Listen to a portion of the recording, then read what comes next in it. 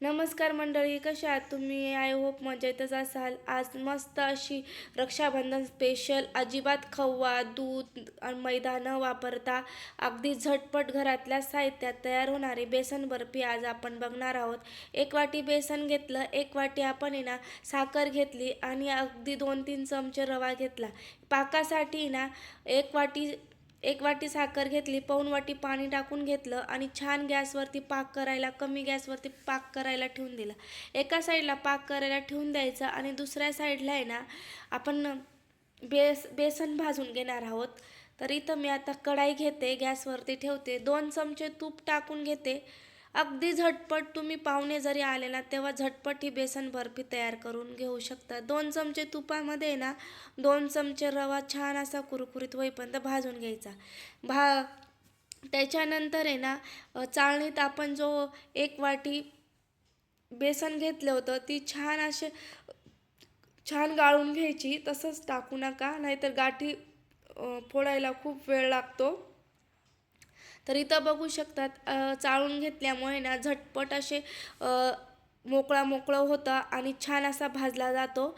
तर नेहमीच चाळून घेत चला बेसन वगैरे, रवा किंवा पीठ, तर झटपट आपला पदार्थ पण छान होतो. इथं छान आता मला वाटतंय तूप टाकावं, तर 2 चमचे मी तूप टाकून घेते. आणि तुपाचं प्रमाण इथं थोडं थोडं टाकावं लागतं. एकदाच जर टाकलं तर जास्त पण होतं, कमी पण होतं. तर थोडं थोडंच घातलं तर छान अशी बर्फी तयार होते. तर म्हणून मी पण 2-3 वेळेस थोडं थोडं वापरत असते. आता परत 1 चमचा टाकून घेतला आणि हे जे बेसनाचं पीठ मी कमीत कमी 15 ते 16 मिनटं अगदी कमी गॅसवरती भाजलेले. संपूर्ण साहित्य इन्ग्रेडियंट्स जे आहेत ते डिस्क्रिप्शन बॉक्समध्ये तुम्हाला भेटून जाईल. तुम्ही डिस्क्रिप्शन बॉक्समध्ये साहित्य पाहू शकतात, पण व्हिडिओ स्किप न करता पूर्ण बघा. तर इथं छान असं तेल, आपलं तूप सुटायला लागलेलं आहे तोपर्यंत आपण छान परतवत भाजत राहायचं आणि खमंग वास येईपर्यंत बेसनाचा कलर पण चेंज व्हायला पाहिजे. आता मी तुम्हाला इथं पाक चेक करून दाखवला. एक तारी छान असा पाक तयार झालेला आहे. थोडा घट्ट असतो, तर छान असा आपला खमंग असा वास यायला लागलेला आहे पिठाचा. आणि इथं मी पाकामध्ये अगदी थोडी हळद टाकली, कलर पावडर न वापरता, आणि व्यवस्थित मिक्स करून घेते. इथं कलर बघू शकता, छान असं आपलं तर छान असं आपलं बेसनही भाजून झालं. आपण जो पाक केला होता तो पाक इथं टाकून घ्यायचा आणि अगदी कमी गॅस ठेवायचा आणि अशा पद्धतीने मिक्स करत राहायचं. तर बघू शकतात, अगदी चविष्ट होते आणि करायला पण झटपट आणि मस्त होते, सॉफ्ट होते. एकदा नक्की करून बघा. आणि या या रक्षाबंधनला तुम्ही नक्कीच ही अशी मिठाई करून बघा आणि अगदी झटपट सर्वच जण खुश होतील आणि करायला पण तेवढी सोपी आहे. तर बघू शकता, इथं आपला पाक तयार झाला होता आणि मी एका प्लेटला छान असं तूप लावून घेतलं होतं.